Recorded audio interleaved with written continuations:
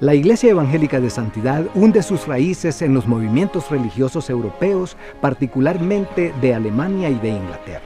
Estos movimientos fueron el puritanismo inglés y el pietismo alemán.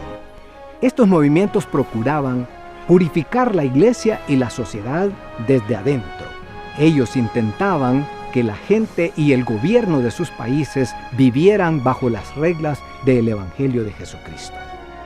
Los puritanos de Inglaterra, siendo perseguidos por sus creencias, emigraron hacia los Estados Unidos y formaron las primeras 13 colonias de migrantes en el país del norte.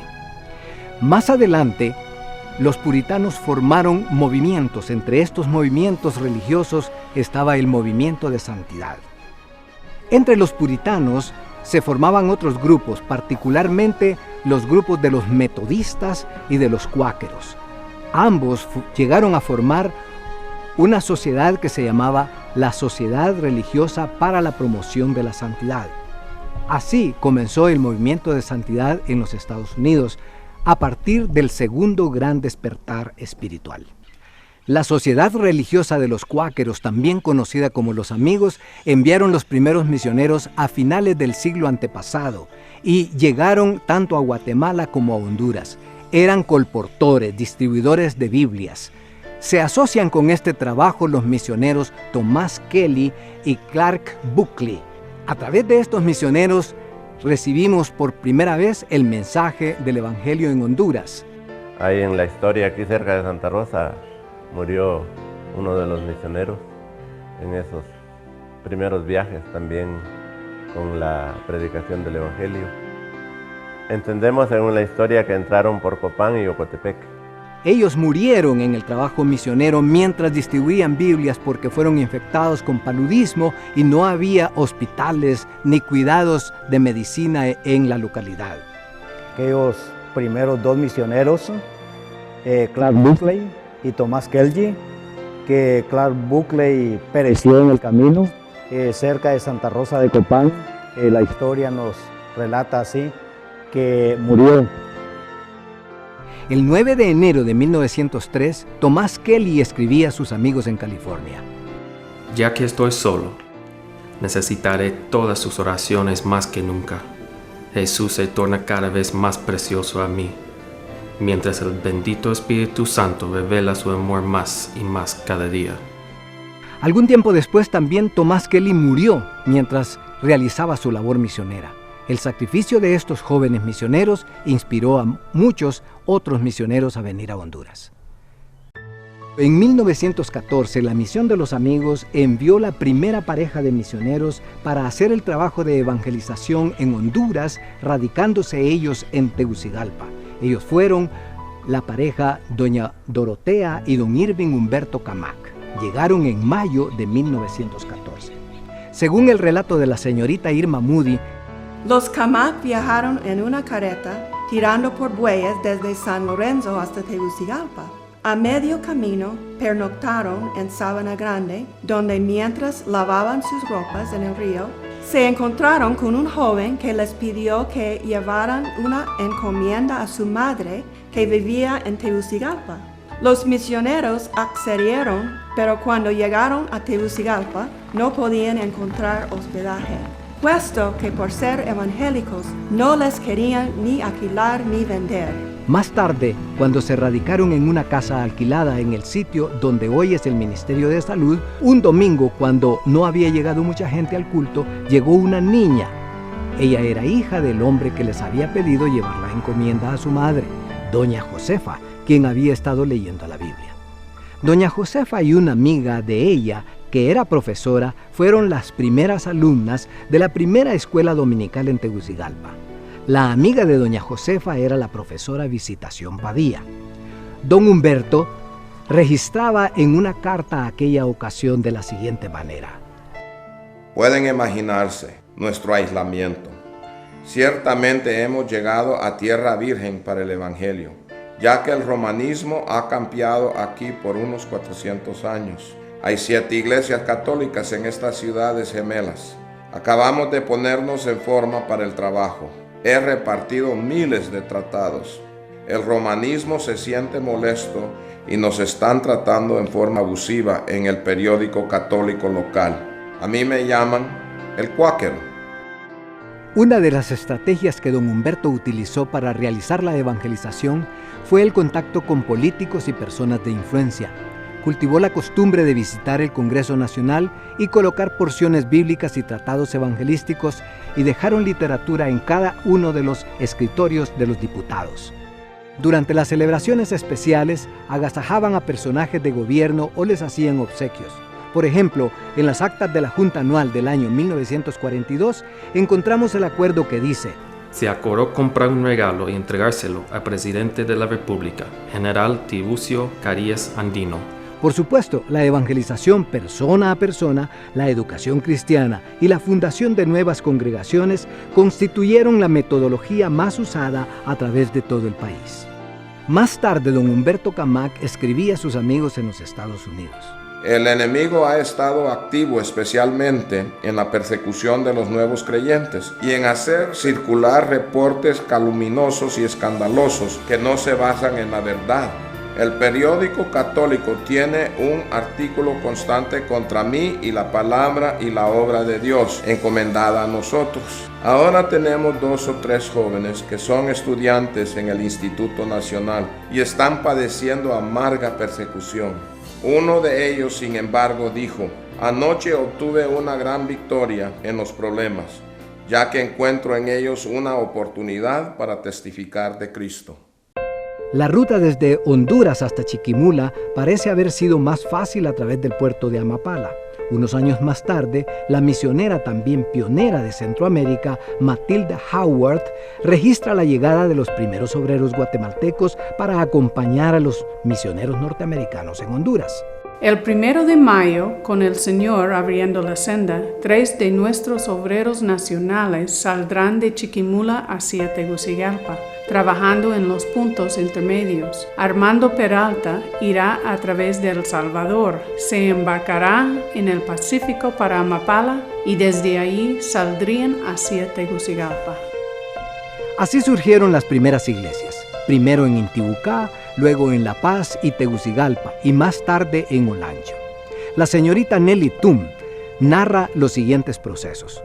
Un vendedor de sombreros, don Félix Jiménez, quien había adquirido un himnario y aprendido a cantar los himnos, recibía instrucciones de los Camac en Tegucigalpa.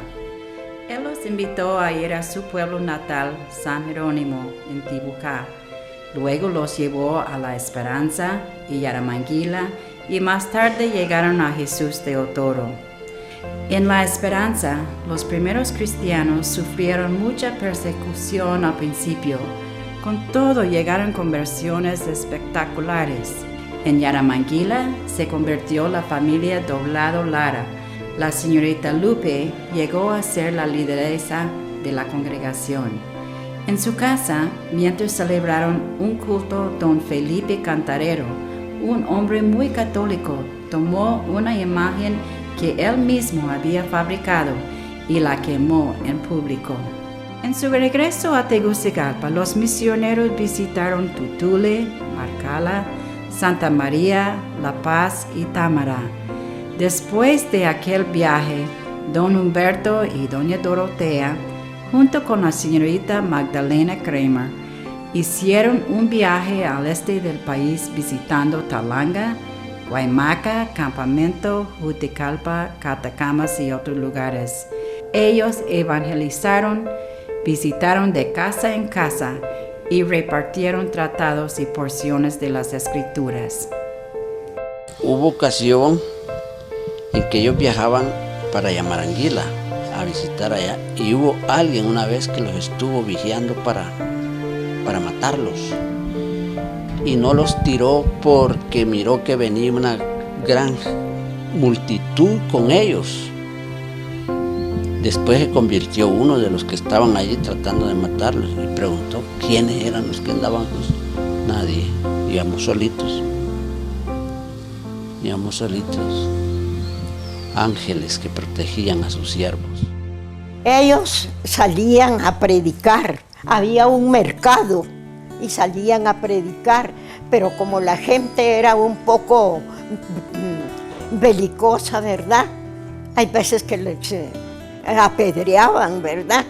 Pero aún así, con esas dificultades que tenían, porque les proferían, los trataban mal, y entonces ellos no fallaban siempre. Después de La Esperanza, las primeras iglesias organizadas fueron La Paz y Tegucigalpa. Las primeras misioneras que se quedaron por varios años como pastoras de esas iglesias fueron la señorita Isabel Allen y Magdalena Kramer en La Paz, y la señorita Reginalda Zamora, que fue pastora de los creyentes en La Esperanza. Más tarde, en 1920, llegaron a La Esperanza don Eduardo y doña Marta Munsell. En Tegucigalpa se convirtió un estudiante de medicina, quien llegó a ser el doctor Isidro Andino. El doctor Andino fue enviado a La Paz como pastor y estuvo allí hasta el fin de su vida. Yo estaba como de 8 años y tengo 99. Tiene más de 90 años de ser cristiano. Sí. Pero me gustaba oír, y así quisiera yo también, cuando testificaban.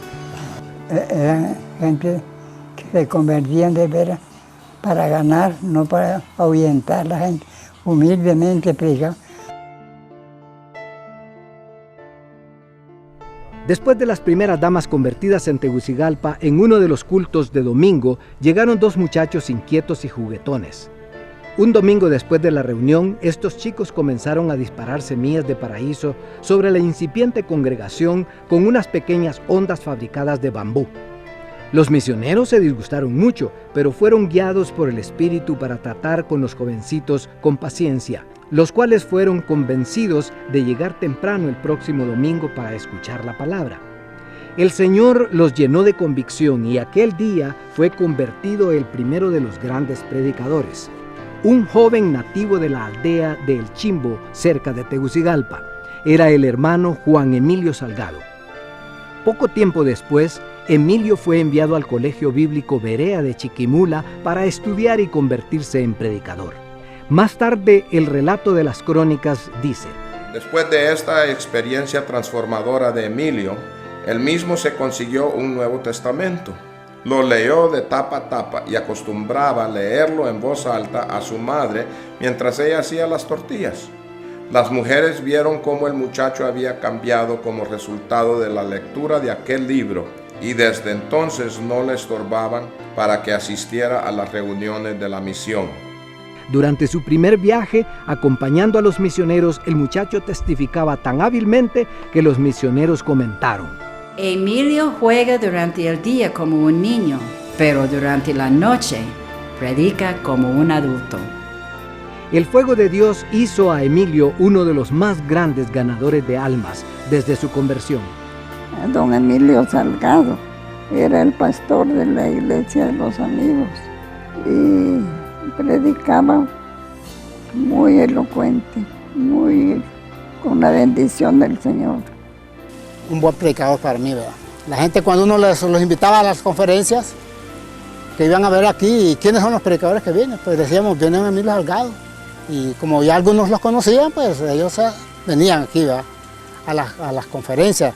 Era un tiempo muy especial, ¿verdad? Que hay una semana. Aquí venían de varias partes, venían en bestias, la mayoría, ¿verdad?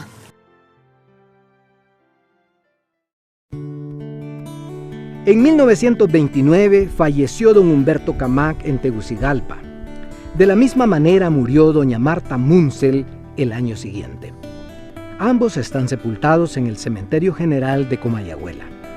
El esfuerzo, la devoción y el amor con que esta gente trabajó a las generaciones posteriores nos ha animado y motivado para seguir trabajando en la obra del Señor.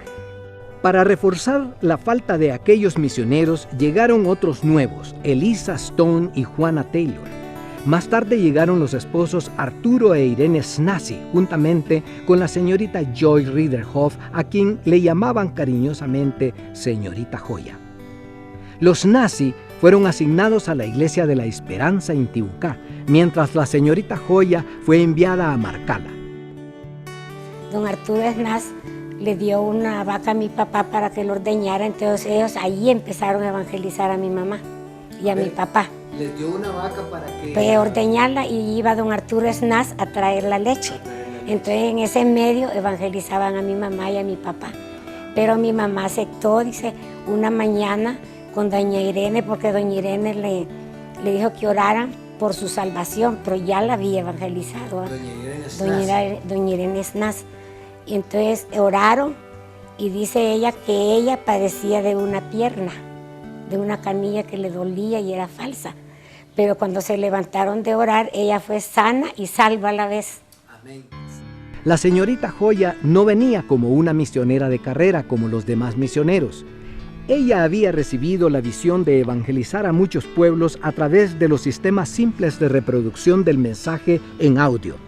Había dedicado toda su fortuna heredada de sus padres para fabricar miles de aparatos tocadiscos y en la grabación de cientos de historias bíblicas en discos de acetato para hacerlos oír de manera manual en cualquier comunidad.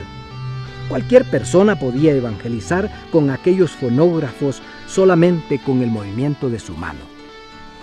Los misioneros en ese tiempo que yo inicié aquí, recuerdo que tenían unas vitriolitas, se llamaban, que había que darle cuerda. Sí. Ajá. Y eso, claro, atraía a todas las edades, más a los niños, y ahí estaban los niños curiosos. Y las esposas de estos misioneros usaban mucho las tarjetas con dibujos llamativos y regalitos, y hacían esto y lo otro. Era un trabajo que sí nos llamaba la atención, que también los pastores los hacían, pero pareciera que como los misioneros por temporada venían, era más pronunciado la forma de trabajar con la gente. Y las cosas negativas, eso sí, que había contra los hermanos que venían a Magdalena, porque era un pueblito completamente duro para el Señor y enemigos del Evangelio. Pastores y hermanos que llegaban en bestia tenían que cuidar sus monturas, y si no las hallaban todas atascadas de estiércol, porque la gente hacía eso. Ya para el año de 1932, la obra se había extendido al departamento de Olancho. Entre los primeros obreros hondureños que se mencionan están don Apolonio Rodríguez, don José Almendares, don Emilio Medina, don Alejandro Vivas y don Remigio González. Emilio Medina había sido enviado a la aldea de Guapinol, cerca de San Francisco de la Paz. Don Emilio había sido auxiliado en una enfermedad por las señoritas Elisa Stone y Juana Taylor. Estas misioneras, acompañadas de creyentes nacionales y de la misionera Irma Moody, cruzaron gran parte de Olancho y llegaron hasta Catacamas y alrededores. Dios operó un milagro y don Emilio fue sanado milagrosamente. Para entonces, los misioneros habían logrado ser reconocidos como personas de bien. Sin embargo, la señorita Elisa Stone murió en Juticalpa. En todo Olancho, nadie había visto antes un entierro evangélico. Y el entierro fue acompañado con una muchedumbre de gente. Elisa Stone sirvió al Señor en Honduras por un período corto de 2 años, pero sirvió en la unción del Espíritu Santo desde que llegó al país. Ella sirvió en Tegucigalpa, La Paz, Marcala, La Esperanza y Juticalpa. La señorita Juana Taylor siguió el trabajo de evangelización en Juticalpa y extendía la obra hacia las aldeas vecinas. Me gustaba cómo se vestía esa misionera, era muy elegante. La señorita Juana era diferente a las otras, muy humilditas. Ella se vestía muy bien y predicaba con mucha elocuencia. Para el año 1934, cuando doña Dorotea regresó de su año de promoción de fondos en los Estados Unidos, vino con ella una nueva misionera, la señorita Zoa Schaub, que más tarde fue conocida como doña Zoila de Lemus. La señorita Schaub fue asignada para pastorear la iglesia en Marcala. Más tarde, en el año 1935, doña Dorotea fundó el Instituto Bíblico de Tegucigalpa. Un puñado de obreros hondureños se preparaban en esta primigenia escuela de educación teológica. El instituto comenzó a funcionar en la misma casa de habitación de los misioneros Camac. Era al mismo tiempo capilla, imprenta e instituto. Un resumen de este período de la Iglesia Santidad, que es el período de los amigos, se puede percibir así. En 1903, los colportores Kelly y Buckley llegan desde California sembrando la semilla de la palabra de Dios a través de la distribución de Biblias. En 1909, dos misioneras residentes en Guatemala, Ruth Esther Smith y Cora Wildman, realizan el primer viaje a la frontera con Honduras. Pedro Leiva aceptó la fe evangélica. En 1914, Irving Humberto y Dorotea Camac con sus dos hijos llegan a Tegucigalpa para hacer la obra misionera. En 1916, Antonio Méndez y Ciriaco Dámaso fueron abriendo brecha y marcaron la línea de congregaciones entre Chiquimula y Tegucigalpa. En 1918, María Teresa Recinos, Elisa Aldana y Ciriaco Dámaso fueron puestos a cargo del creciente trabajo en Copán. Ellos eran los primeros frutos del trabajo evangelístico de don Pedro Leiva. En este mismo año, el centro de Tegucigalpa abrió 2 puntos de predicación, uno en La Esperanza, Intibucá, a cargo de Magdalena Kramer, y la otra en La Paz, dirigida por Isabel Allen y Reginalda Zamora. Es un motivo de alabanza y dar gracias a Dios porque la Iglesia de Santidad es una organización grande y por la afinidad histórica quiero en esta hora felicitarles. Celebrar el centenario es algo grande, es algo de alabar a Dios y les felicitamos. Nosotros el 2003 celebramos el centenario y qué bueno que ustedes están llegando a esta fecha. Les felicito en el amor de Cristo en nombre de la Junta Anual de la Iglesia Evangélica Amigos en Honduras, para todas las iglesias de santidad y los pastores, a muchos que conozco de la Iglesia de Santidad. Les deseo éxitos y que sigan con el mismo esfuerzo y amor por la obra del Señor. Alguien ha dicho que si no aprendemos de la historia, estamos condenados a repetir los mismos errores del pasado. Aunque no podemos mencionar todos los aspectos pedagógicos de este período de la historia de nuestra iglesia, intentamos al menos subrayar los más importantes. Lo primero que aprendemos de este segmento histórico es que toda institución humana, entre las cuales está la iglesia, tienden a desviarse de su rumbo propuesto. La iglesia tradicional a inicios del siglo pasado estaba acomodada, no tenía competencia y no miraba las necesidades espirituales del pueblo. Un pueblo que estaba sediento de encontrarse con Dios y de ver el testimonio viviente del poder del Evangelio. También aprendemos de la vida, costumbres y abnegación de los primeros misioneros, predicadores y pastores. Ellos abrazaron el ministerio de la evangelización con compromiso incomparable. Eran abnegados en la oración, la búsqueda de la vida santa y la evangelización transformadora. No trabajaron por competencia ni por notoriedad. Todos ellos estuvieron dispuestos a ofrendar sus vidas en el campo sin siquiera pensar en su retiro o jubilación. En su momento, la señorita Irma Moody escribía: Los Camac pasaron mucho tiempo en oración, pidiendo la dirección del Señor en cada paso y orando para que la obra que empezara, aunque no fuera grande, pero que fuera edificada sobre un fundamento de santidad que no podría ser destruida por las persecuciones y las falsas doctrinas, y que fuera establecida una iglesia santa, esperando la segunda venida de Cristo. Pero hay que agradecer a ese legado que los misioneros nos dejaron, que se atrevieron en el mero principio a viajar en condiciones muy difíciles por los caminos, carentes de carretera, diríamos, y medios de conducción de un lugar a otro, pero que se lanzaron al campo y no le tuvieron miedo, y ese es un ejemplo que no hay que olvidarlo. No hay que olvidar esa parte de la historia, y creo que pusieron un ingrediente muy importante para que los que fuimos surgiendo sigamos ese camino ya trazado por nuestros antepasados. Un tercer aprendizaje de este período es que los líderes fundadores de esta iglesia buscaron algunos elementos estratégicos sobre los cuales fundaron su ministerio. En este caso, hubo dos ejemplos principales de estrategia: la evangelización permanente alcanzando nuevas comunidades y la educación.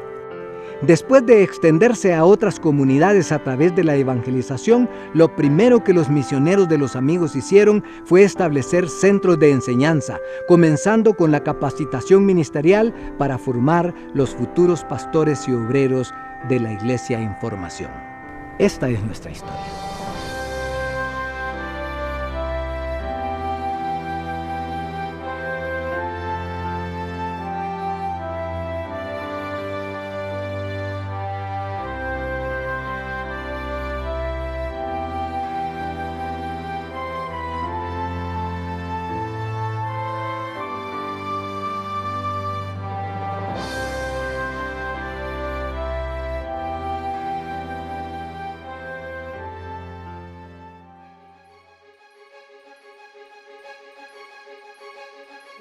El segundo período histórico de la Iglesia de Santidad en Honduras corresponde a la administración de la Sociedad Misionera Nacional de Santidad, que más tarde se dio en llamar Misión Evangélica Mundial.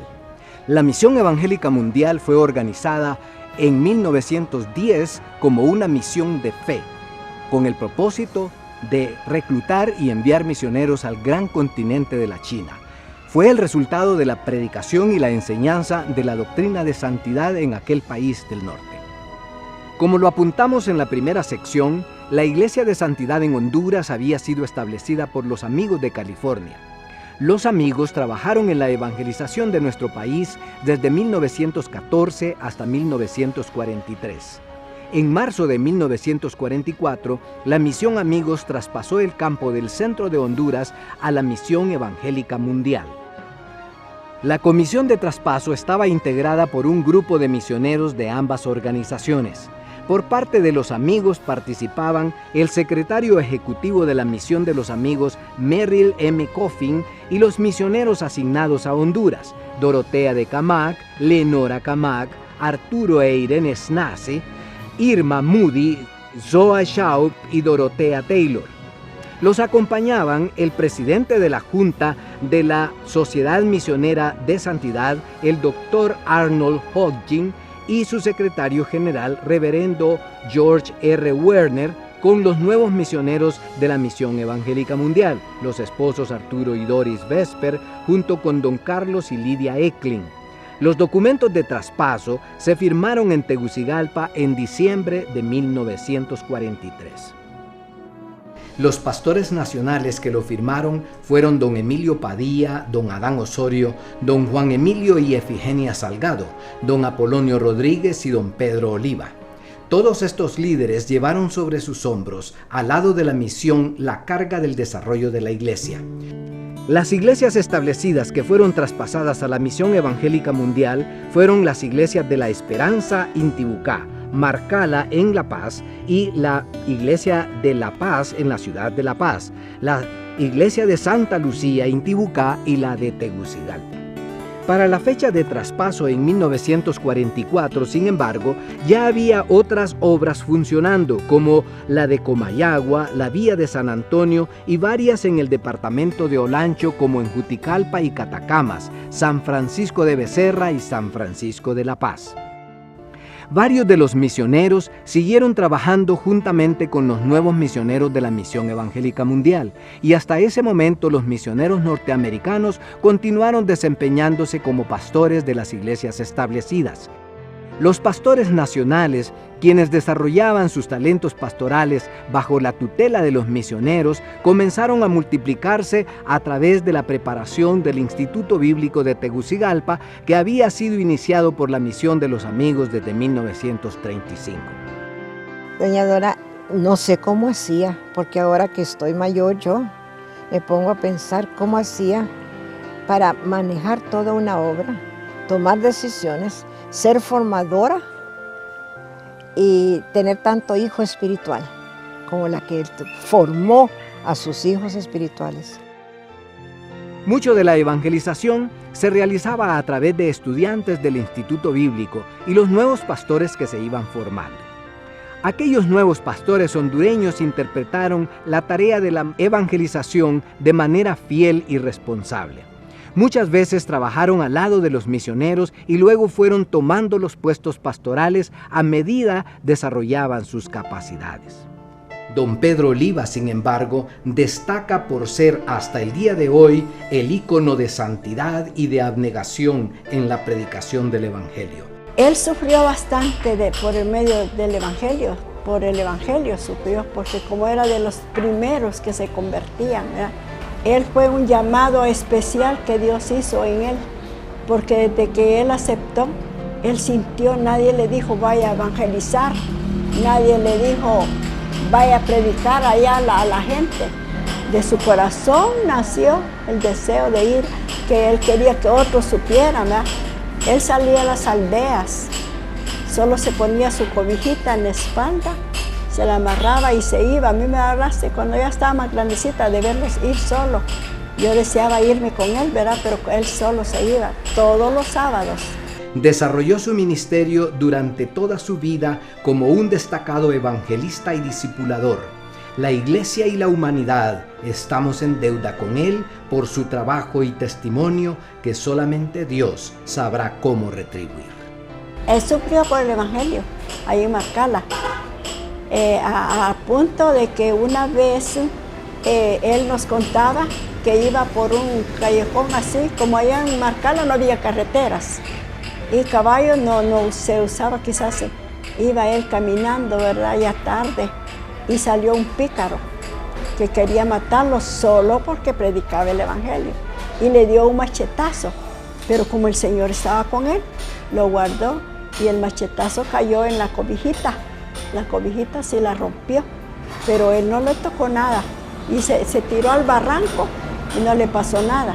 Él siguió predicando el Evangelio. El proceso de evangelización bajo el liderazgo de la Misión Evangélica Mundial continuó profundizándose en nuevos lugares y a través de estrategias y metodologías de avanzada. En aquellos tiempos los pastores eran trasladados cada 2 años, cada cierto tiempo de una iglesia a otra y él tenía que buscar un camión, montar sus cosas y salir para el otro lugar. Y mi papá fue un hombre que siempre acató la autoridad de la Iglesia Nacional, de las decisiones de la Iglesia. Nunca nos anduvo comentando qué barbaridad, ya me pasan para otro lado. Él simplemente va para otro lado, guarda sus cosas y va para otro lado. Y así fue su pastorado hasta que terminó su pastorado ahí en Marcala. Para la década de los 50, la Misión Evangélica Mundial decidió enviar más misioneros al campo de Honduras. Entre ellos podemos contar a don Arturo y doña Doris Vesper. Luego se unieron a ellos don David y doña Chloe Snyder. Y más tarde vinieron don Bernabé y doña Telma Buchón. Estos misioneros ayudaron a incrementar el trabajo de evangelización, la plantación de iglesias y particularmente la educación teológica para la preparación de pastores y obreros. Este período fue uno de gran actividad evangelística y de plantación de nuevas iglesias. Destacan en esta actividad varias metodologías que surtieron los mejores frutos. Este señor David Snyder conquistó el corazón de la ciudad de Juticalpa. Vino un tío de él, un médico, y dijo que ese señor le regalaba una avioneta. Así es que en esa avioneta, siendo aviador, el misionero David Snyder visitó en aquel tiempo los 22 pueblos de Olancho. Hoy son 23 porque se añade Patuca. Don David Snyder usó exhaustivamente su avioneta para viajar con obreros nacionales a varias aldeas y pueblos de Olancho y otros departamentos llevando el mensaje del Evangelio. Yo ya era una adolescente de unos 15 años de edad. Y visitábamos muchos pueblos de Olancho. Él iba en la avioneta, dejaba 2 o 3 cristianos fieles en los pueblos y después de una semana él volvía para levantar esas 3 personas cristianas que habían ido a predicar la palabra de Dios. El sistema de evangelistas itinerantes distribuidos en aldeas y pueblos por alas evangélicas fue combinado con el uso de una gran tienda de campaña para llevar la evangelización a todas partes donde fuera posible introducirla. Muchas de nuestras iglesias, especialmente en Olancho, fueron establecidas a través de ese sistema de evangelización. Durante la primera parte del siglo XX, la Alianza Evangélica, una organización que representaba la mayor parte de las misiones evangélicas en el país, acordó dividir el territorio y asignar regiones a cada denominación con la finalidad de que todo el territorio fuera evangelizado y para evitar la competencia. Fue así como la Misión Evangélica Mundial de Santidad se ubicó en los departamentos de Intibucá, La Paz, Comayagua, Francisco Morazán y Olancho. Poco a poco, las iglesias se multiplicaron, logrando un mayor crecimiento en los departamentos de Intibucá y Olancho. Una metodología utilizada ampliamente por el Ministerio de la Misión fue la literatura. Miles de cursos fueron distribuidos a través del Correo Nacional con estudios bíblicos que abrieron la brecha entre personas que nunca antes habían leído o escuchado la Biblia. Además de eso, la misionera Irma Moody capacitaba a los estudiantes y pastores para escribir tratados evangelísticos, los cuales eran reproducidos en la imprenta de la misión y distribuidos en calles y mercados. Sin lugar a dudas, otro de los ministerios más destacados que la Misión Evangélica Mundial desarrolló durante estos años fue el Ministerio de la Evangelización a través de la educación. Conscientes que el nivel de educación en Honduras siempre ha sido deficitario, la misión dedicó muchos recursos económicos y humanos al establecimiento de instituciones educativas. La señorita Virginia Sapp llegó en 1946 con la visión de evangelizar a través de la educación y se convirtió en pionera de este tipo de ministerio en Tegucigalpa y sus alrededores. Convencida de la importancia de la educación, fundó la primera escuela evangélica en 1947. La escuela se llamaba simplemente Escuela Evangélica. Pero como se presentaran algunos inconvenientes con el sostenimiento de la misma, el siguiente año, 1948, la escuela se trasladó a Juticalpa. Más tarde se le dio el nombre de Escuela Helen Luz, en honor a los donantes de su primer edificio.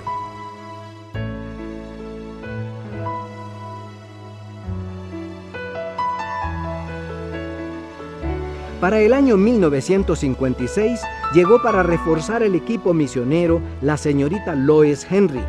Por todos los años había estado pidiendo a Dios y preguntándole su dirección. Quería su dirección en eso también. Entonces me arrodillé al lado de mi cama y y pregunté al Señor, Señor, ¿es ese el próximo paso para mí? Y vinieron las palabras que ni sabía yo en aquel entonces de dónde venían, pero venían en mi mente: con alegría saldréis y con paz seréis vueltos. Y en los años después, no solamente esa promesa, pero los versículos que venían después y antes y después me eran de mucha bendición también. Ellas, junto con maestras nacionales como Aura Calix, Betina Hernández y Zoila de Bertrán, también hacían un formidable equipo para el desarrollo de la educación primaria. Más tarde, en 1961, la señorita Sapp fundó el Instituto Evangélico que hoy lleva su nombre, convirtiéndose en la primera institución evangélica en la capital.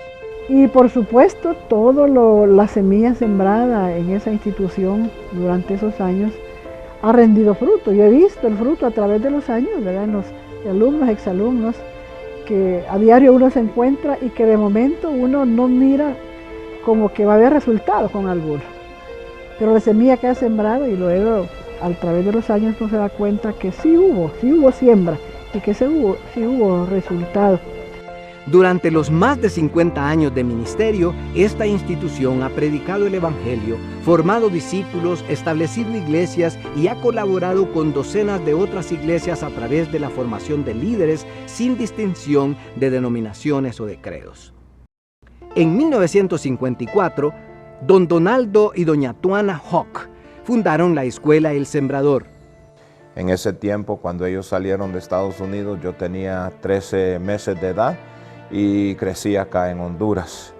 El interés mío, claro, de ser misionero no comenzó en esos días, pero creo que Dios sí sembró la semilla en esos días de ministerio al observar mis padres y cómo con alegría servían a Dios, nunca como con sacrificio, aunque ellos habían dejado una buena vida en Estados Unidos, pero siempre con un amor para la juventud de Honduras, y fundaron la escuela El Sembrador.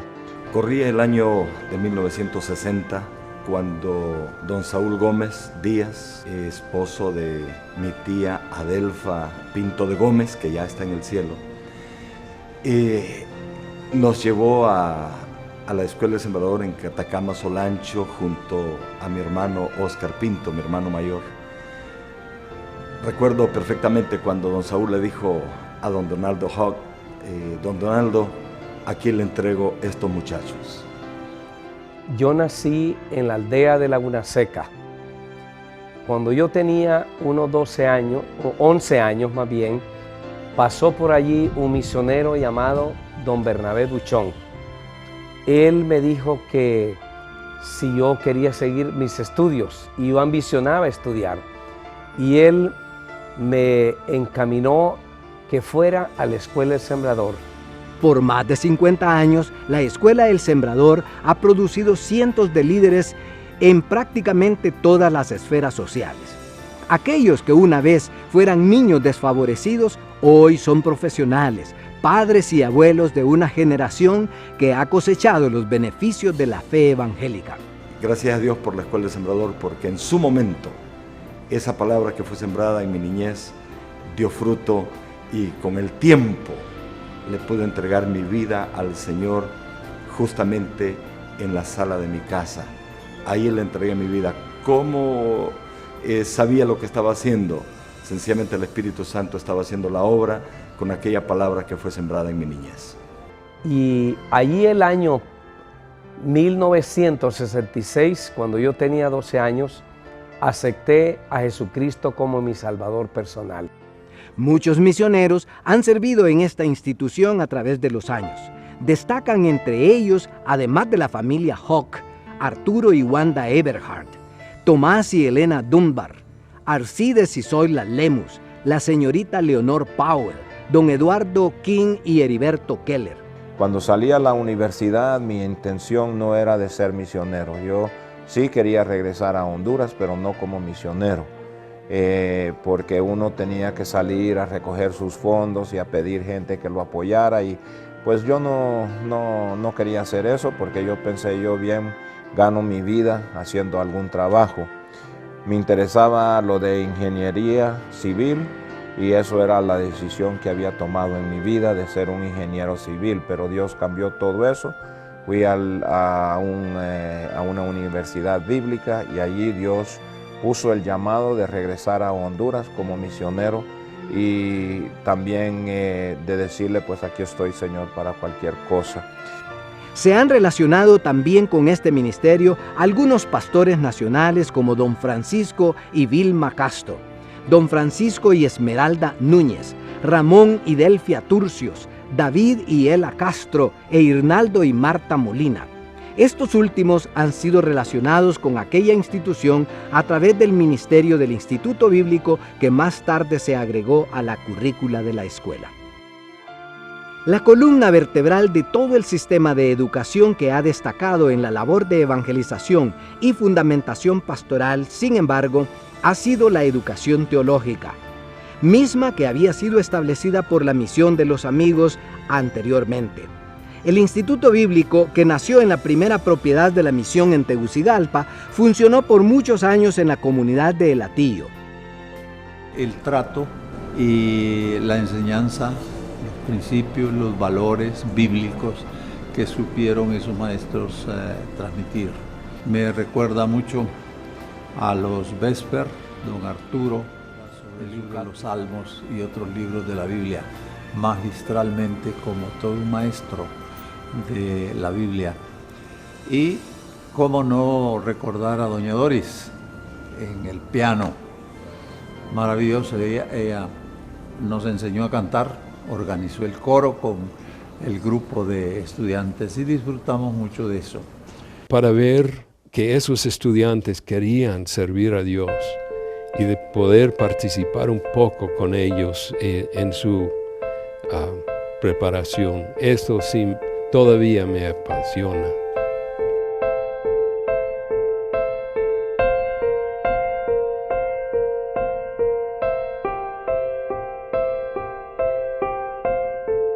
Claro, salíamos aquí a los lugares aledaños a Tegucigalpa para hacer la obra evangelística y a manera de práctica en entrenamiento de lo que se suponía a lo que nos íbamos a dedicar.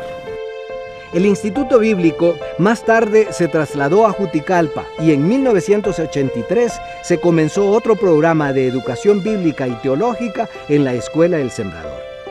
Un gran elenco de misioneros de la Misión Evangélica Mundial ha desfilado en la colaboración con la educación teológica de la Iglesia de Santidad. Entre ellos destacan Ricardo y Carlota Bronk, Leonor Powell, Francis Beard, Lois Henry, Nelly Thom, Iván y Lil Schwen, Lester Fink Bainer, Carlos y Lea Kramer y Arturo y Sara Eberhard. En la actualidad, la misión apoya la consolidación del Seminario Teológico de Santidad. En medio de todo este abanico ministerial de la Misión Evangélica Mundial, sin embargo, se ha procurado mantener la centralidad de la evangelización a lo largo de la historia. Cuando empezaron a hacer énfasis en que los miembros de las iglesias debían de bautizarse y tomar la Santa Cena, mi papá nunca había hecho énfasis incluso el estatuto hablaba de la Santa Cena y del bautismo, pero en ningún momento decía que tenían que practicarse. Mi papá nunca bautizó y nunca practicó la Santa Cena y no sé si él alguna vez tomó la Santa Cena. Pero cuando yo empecé a escuchar de eso aquí en Tegucigalpa, yo hablé con mi papá y le pregunté y él me dijo que el bautismo y la Santa Cena no eran para salvación, sino que eran prácticas de la iglesia, pero que él no había sido enseñado así, por eso no lo había hecho. Entonces cuando empezaron a hacer énfasis, que no sé si fue don Enrique, uno de los primeros que habló del bautismo, a mi papá eso sí lo hizo sentirse mal, porque escuché ese comentario, ¿verdad? Que él no lo iban a forzar a hacer eso, ¿verdad? Y también el hecho mismo de que hubiera ya misioneros que estaban bautizando. Como experiencia aparte, yo expreso acá que yo fui bautizado cuando tenía 34 años con don Arturo Eberhard. Él fue el misionero que nos bautizó a mi esposa y a mí, y yo lo hice ya por convicción, porque yo no había tenido una enseñanza real sobre que el bautismo era necesario. Luego vinieron otros pastores a la iglesia y empezaron a hacer énfasis en el bautismo y luego en la Santa Cena. Entonces yo creo que esas fueron una de las cosas que yo sí recuerdo de mi padre, en las que él no sintió como que había cambiado de amigos a santidad, ¿verdad? Sí, yo no estuve tan involucrado porque estaba en los comienzos de mi vida ministerial, pero suficiente para darme cuenta de lo que estaba pasando. Hubieron algunas cosas que hermanos miraban más hacia el pasado, como añorando su tiempo y su vida en la iglesia, amigos, con toda su liturgia y todas las cosas. Pero luego una nueva misión, la Misión Evangélica Mundial, que de trasfondo es esencialmente metodista y con otros pensamientos. Eso causó algún momento, algunas cosas, pero que gracias a Dios fueron cayendo todas por su peso, y luego la Misión Evangélica Mundial se convirtió en un aliado de la Iglesia Nacional al soltar el aspecto de la administración de la Iglesia. La Misión Evangélica Mundial se desempeñó como administradora de la Iglesia de Santidad en Honduras por unos 12 años, desde 1944 hasta 1956.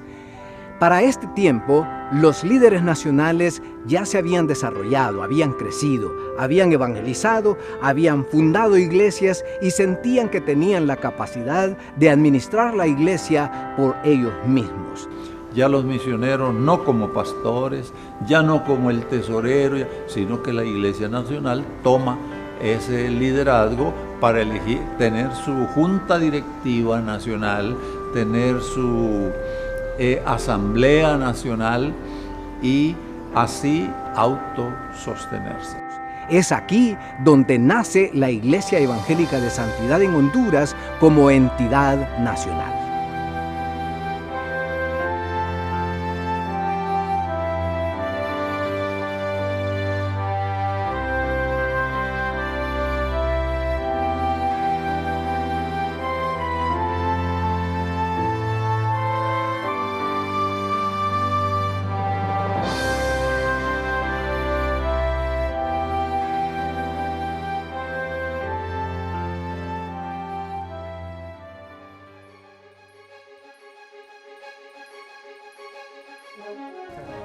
Es política de la Misión Evangélica Mundial que en los países en donde envía misioneros para fundar iglesias, organizar en esos lugares iglesias con administración nacional.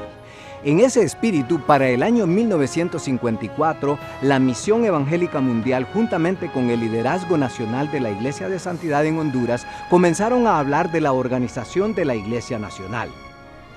Así, en el año de 1955, la misión trajo a Honduras al secretario ejecutivo don George Werner, acompañado de otros hermanos de la Misión Evangélica Mundial en los Estados Unidos, y convocó a los líderes nacionales y al público para hacer la primera ceremonia de ordenación de ministros evangélicos. Así el público vino a la Iglesia Central de Santidad en Tegucigalpa para ver este magno evento el 25 de septiembre de 1955. En esa ocasión llegaron al grado de ministros ordenados nuestros primeros 5 ordenados de la Iglesia de Santidad, los hermanos don Enrique Peñalba, don Apolonio Rodríguez, don Adán Osorio, don Emilio Padilla y don Braulio Medina. Estos hermanos tomaron de inmediato la dirección, conformándose en la primera junta directiva de la Iglesia de Santidad con el nombre de Sociedad de Iglesias Nacionales de Santidad. La personalidad jurídica fue otorgada por el Gobierno de la República el 31 de diciembre de 1958. En la Iglesia Central de Santidad, con el pastor don Enrique Peñalba, visitábamos a los hermanos, orábamos por sus necesidades, evangelizábamos casa por casa. Teníamos un ministerio de niños con la señorita Wanda. Salíamos a los barrios a dar clases todos los días y los domingos visitábamos 2 lugares, que era la penitenciaría central y también en el río abajo. Una vez tomadas las riendas de la iglesia, los pastores comenzaron su travesía ministerial a fin de impulsar el crecimiento organizacional y el avance de la obra en el país. Sin embargo, había algunos desafíos que el liderazgo nacional debía confrontar.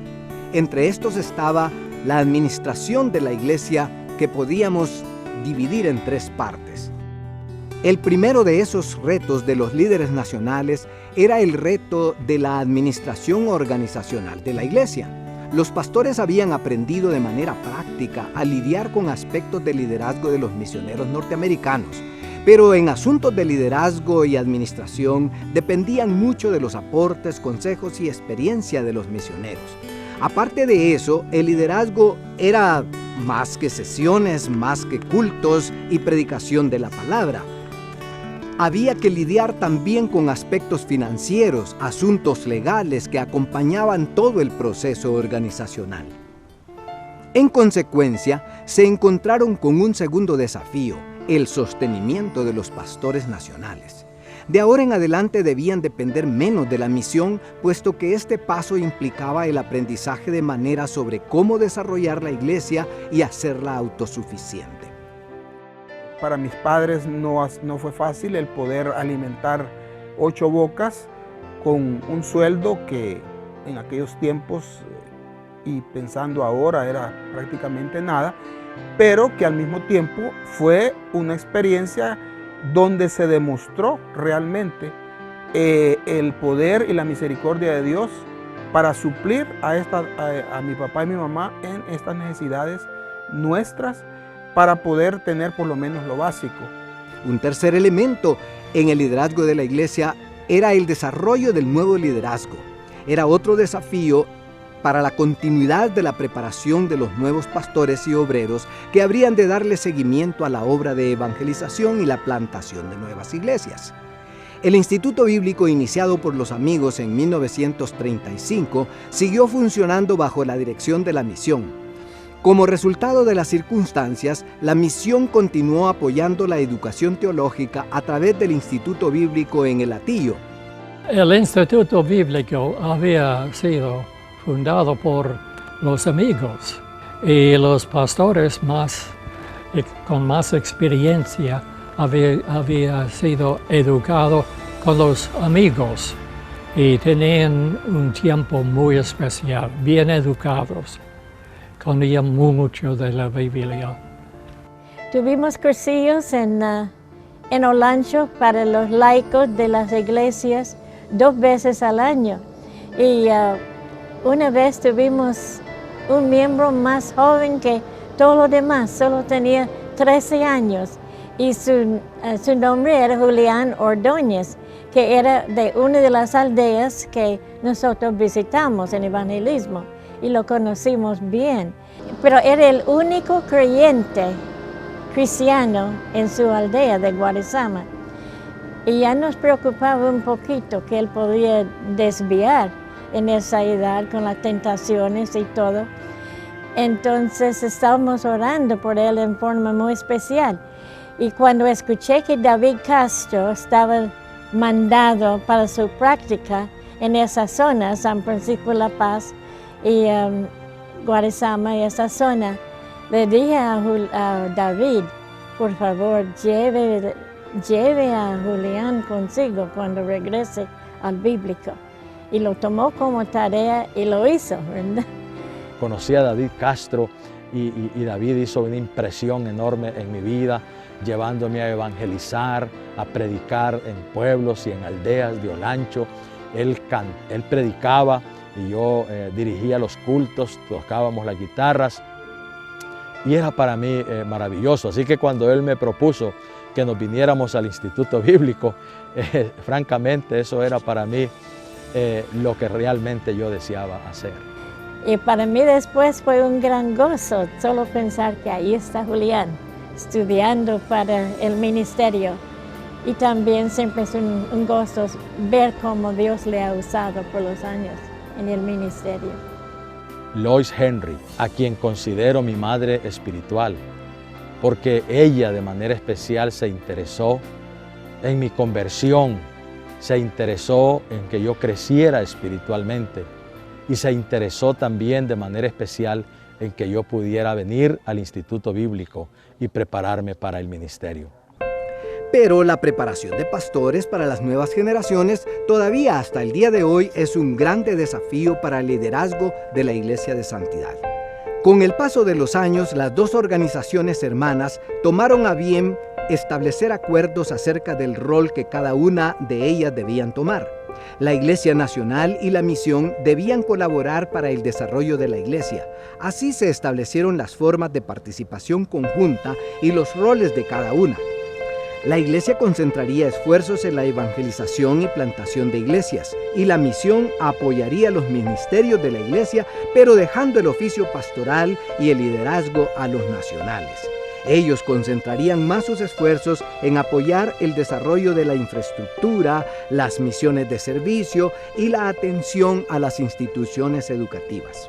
Claro que ha habido tiempos cuando no había tanta armonía, pero en ese tiempo yo sentía que Dios estaba uniéndonos cada vez más. Y la misión estaba poco a poco dejando nuestra filosofía como de de que nosotros éramos los grandes y que éramos hermanos. Y poco a poco, no es que lo logramos totalmente, pero en mi corazón yo lo sentía y yo vi que las relaciones, a mi parecer, estaban mejorando, cimentando cada vez más. Bajo este espíritu de mutua colaboración, la Misión Evangélica Mundial envió varios misioneros para trabajar en el campo de la evangelización a través de la educación y del servicio social. La primera de ellas fue la señorita Virginia Sapp. Miss Virginia fundó la primera escuela primaria en Tegucigalpa en el año 1947. El siguiente año la escuela fue trasladada a Juticalpa. Más tarde aquella escuela se llamó Escuela Primaria Helen Luz. En 1954, don Donaldo y doña Tuana Hawk fundaron la Escuela El Sembrador, de la cual hablamos en el segmento anterior. Y en 1962, la misionera Virginia Sapp fundó el Instituto Evangélico de Tegucigalpa, que hoy lleva su nombre. Al presente, varias instituciones educativas se han constituido en otras iglesias. Además de eso, otro grupo de instituciones educativas funcionan bajo la administración de la Asociación de Instituciones Educativas de Santidad, ADIETS. En el presente, esta asociación ha creado la plataforma organizacional para la fundación de la primera universidad evangélica de nuestra denominación.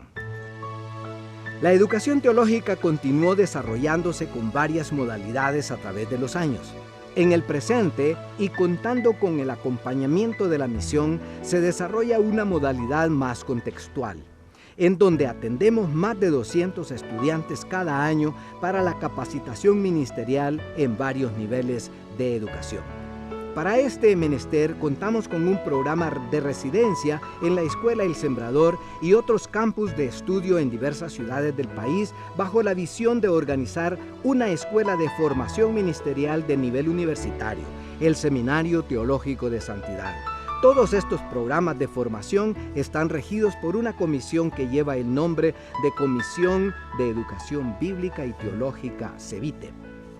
En el tiempo yo lo sentía profundamente, es que queríamos tener un programa de educación ministerial, un programa definido que alcanzara todos los niveles, que ahora doy gracias a Dios por lo que está haciendo.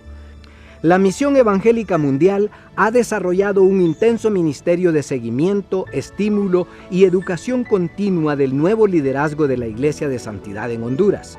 La misión procura establecer a los pastores y líderes de nuestra iglesia a través de oportunidades de educación superior, becas para nuevos prospectos en diversas disciplinas y, más que todo, en la búsqueda de la extensión de la iglesia misma a nuevas latitudes.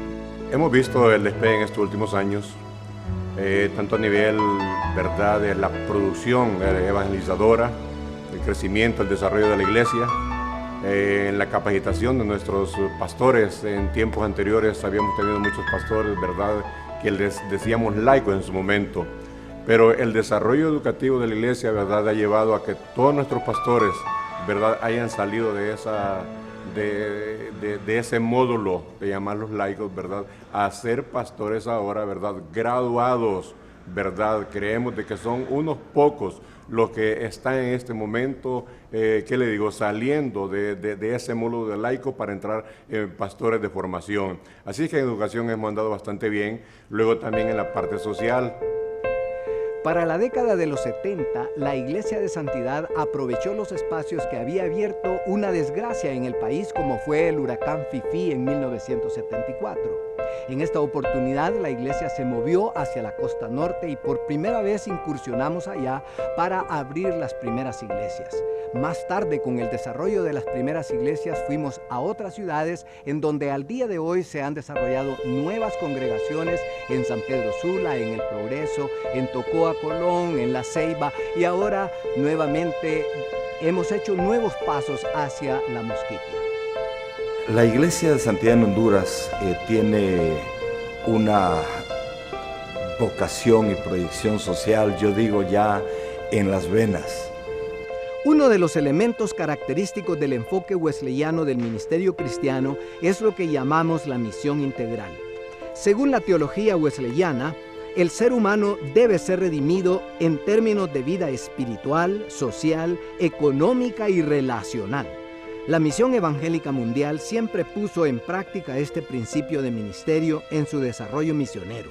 Pasados los años, nuestros misioneros y pastores nacionales han emprendido proyectos de servicio en muchas de las comunidades donde tenemos presencia a través de la educación, servicios de salud, promoción de pequeñas empresas, financiamiento de proyectos y atención a emergencias. La evangelización no solamente se ha enfocado en las necesidades espirituales de la gente, sino que también se ha desarrollado un amplio ministerio para ayudar y aliviar a resolver las necesidades de la población desfavorecida.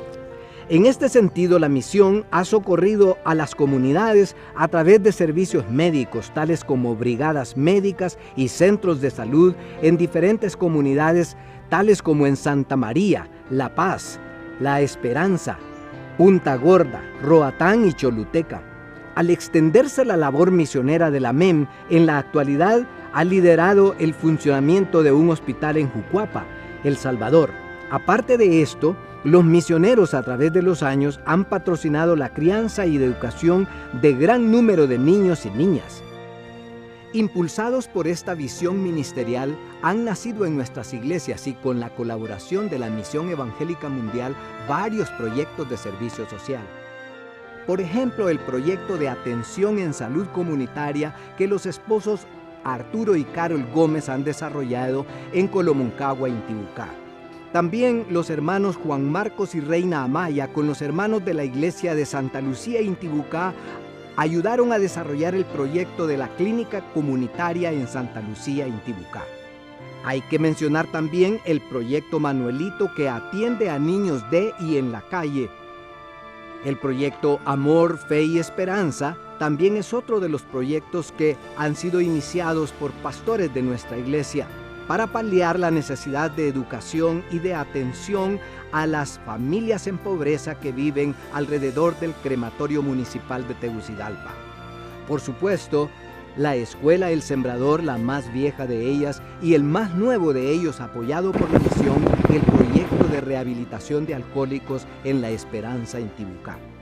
No es posible que nosotros como pastores vayamos, asumamos la responsabilidad de liderazgo de una iglesia local y vayamos a limitarnos solamente a prepararnos para el sermón del domingo. No es posible. Dios ha puesto su iglesia en medio, en el corazón de Honduras, y somos responsables en las comunidades, en el lugar donde Dios nos ha llamado a hacer sal, a hacer luz, a traer ese evangelio que nosotros hemos heredado, que es un evangelio integral.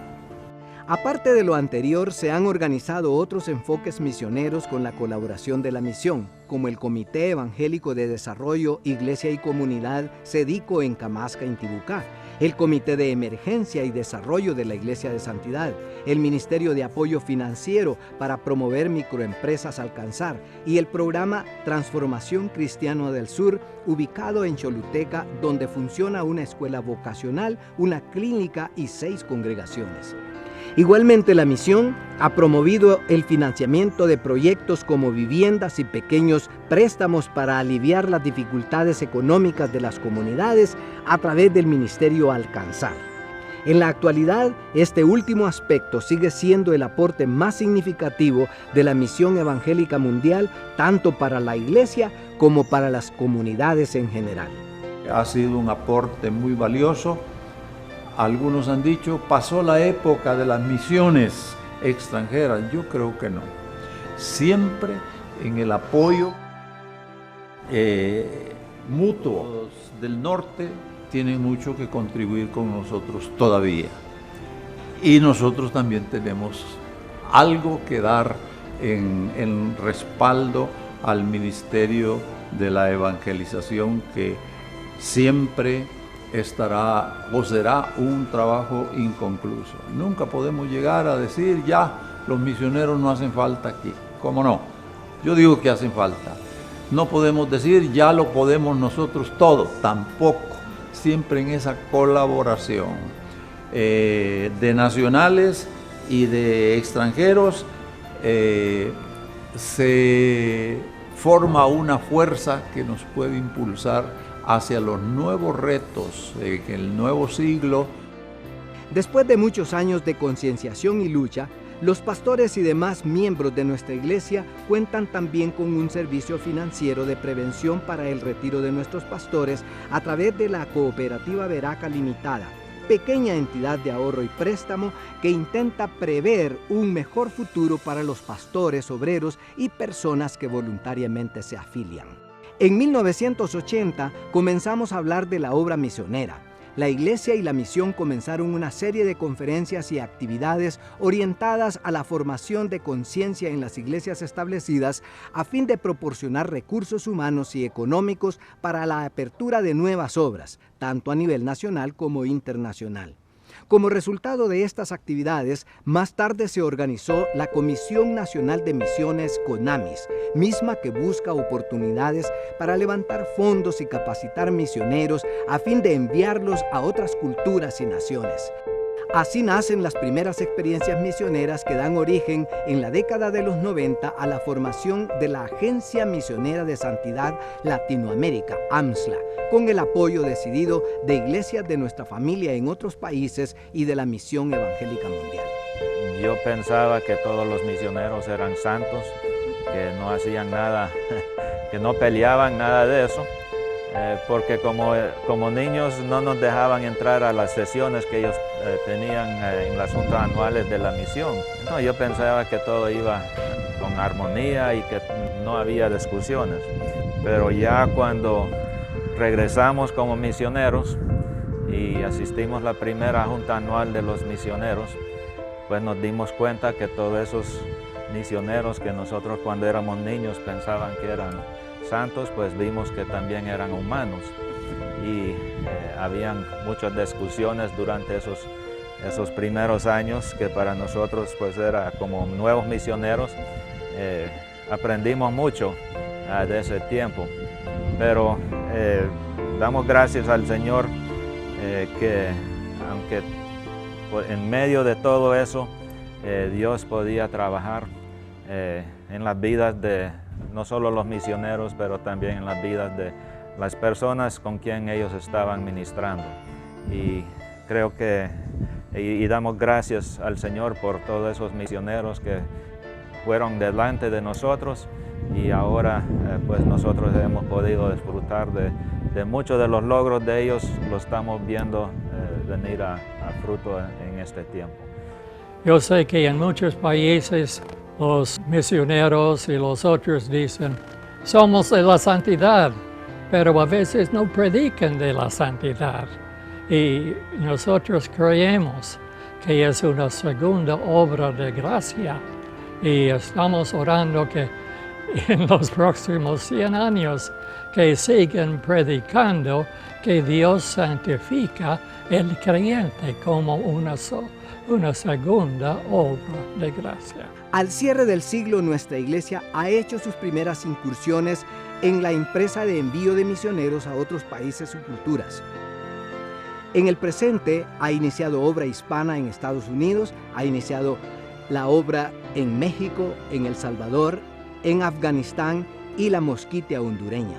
Nuestro programa de educación teológica está preparado para iniciar la capacitación de misioneros interculturales a través de nuestro seminario en la Escuela de Capacitación Misionera. En pensar en una vida de misionero de 42 años y pensar en los logros que hemos visto en ministerio, pues la lista sería grande porque Dios hizo mucho. Dios siempre hace mucho en nuestras vidas cuando nosotros le decimos sí y dejamos que Dios haga estas cosas. La gran carga que está en mi corazón es cómo podemos nosotros recoger este legado, abrazarlo, tomarlo y enfocarnos hacia un futuro de manera responsable, de manera que podamos nosotros honrar el trabajo de los que nos han antecedido. Así que yo bendigo el nombre de Dios y en este sentido Invito a todos mis colegas, coordinadores regionales, juntamente con sus esposas, sus hijos y los diferentes representantes de ministerios dentro de la institución, para que podamos hacer la lectura correcta del fin de este centenario de cara al nuevo siglo y los respectivos desafíos y retos que tenemos como institución.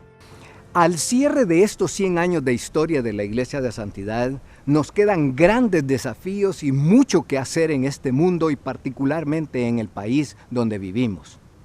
Solamente voy a mencionar 3 de los grandes desafíos que nos quedan.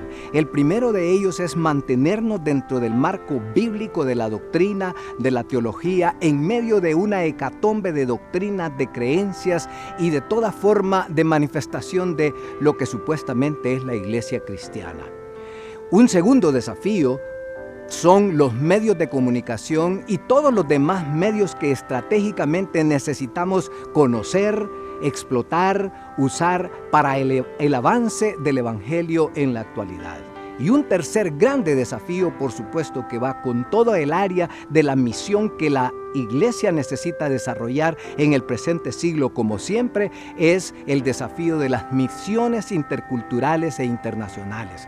Todavía damos los primeros pasos para llegar hasta allá, pero tenemos mucho que hacer y podemos recordar con Juan Wesley que el mundo es nuestra parroquia. En el presente hemos comenzado a hacer los primeros pasos para poder llegar allá, pero todavía nos quedan grandes logros que buscar en los años que vienen, si Dios nos da la oportunidad de hacerlo.